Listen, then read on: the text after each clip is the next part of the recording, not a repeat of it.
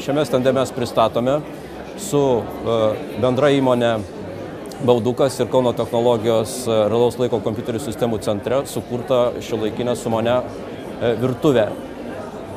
Mes sukūrėme ir integravome į virtuvę kompiuterinę sistemą, kuri užtikrina vartotojai, šeimininkai ir leidžia vieno piršto paspaudimu atlikti eilę funkcijų. Šioje virtuvėje jūs galite naršyti po internetą, galite vaikščioti įvairiuose maisto gaminimo portaluose, stebėti video medžiagą, kaip pasigaminti jums maistą, matyti savo receptus. Lygiai taip pat jūs galite bendrauti virtuvėje su savo šeimos nariais, turėti savo videoteką, vakarienės metu žiūrėti jums patinkančius filmus. Be galo įdomus sprendimai yra ta prasme, kad jūs galite su savo šeimos nariais stebėti ir jūsų draugų vakarienę ir kartu bendrauti tarpusavėje tiesiog iš virtuvės. Sprendimas įdomus ir to, kad jame yra integruota ir sumani būsto sistema. Reiškia, jūs galite iš virtuvės valdyti savo būstą, nustatyti reikiamą šilumą, įjungti, išjungti elektrą ir kitus būsto inžinerinės sistemas.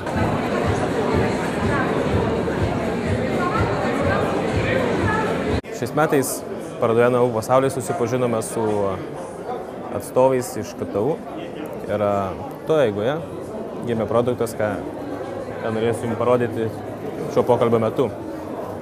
Trumpai pristatydamas apie mūsų įmonę galėčiau pasakyti, jog esame ganėtinai jauni, labai jauni ir veržlūs ir greiti lyginant su mūsų bendra rinka, todėl siekdami įvesti produktą į rinką turime pasiūlyti kažkokių naujovių. Labai džiaugiamės, kad pavyko progą susipažinti su tokiais žmonėmis ir gauti tokį produktą.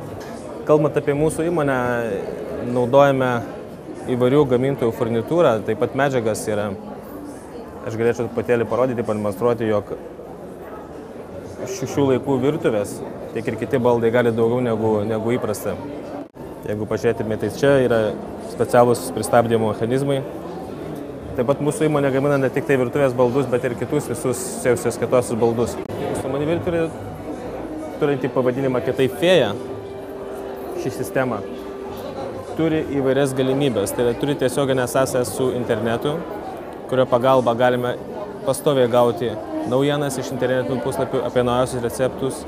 Galime tiesiogiai sąsają turėti su elektroninėm parduotuvėm.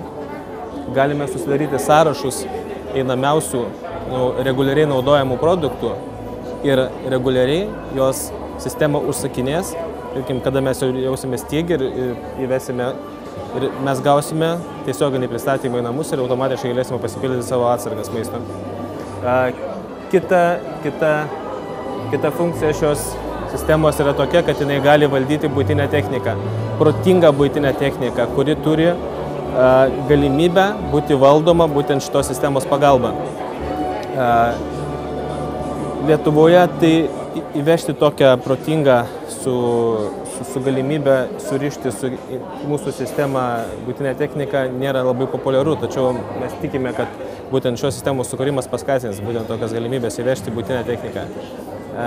Tokios buitinės technikos ir mūsų sistemos pagalba mes galėsime išėję iš darbo, būdami per atstumą ar kažkur tai kitur pasiruošę, tarkim, maisto produktus ir padėję būtent, tarkim, orkaitėje paleisti į gamybą ir grįžę puikiai rasti pagamintą produktą. Puikiai žinome, kad, tarkim, orkaitė taip pat turi funkcijas, nenaudojant sistemos irgi, uždėti laiko atidėjimus ir taip toliau. Tačiau kartais būna, kad mes tiksliai nežinome, kada grįšime iš darbo, to pagalba mes galime per atstumą naudodamės šitą sistemą paleisti maisto gaminimą ir grįžę rasti pagamintą ir skaniai pavalgyti.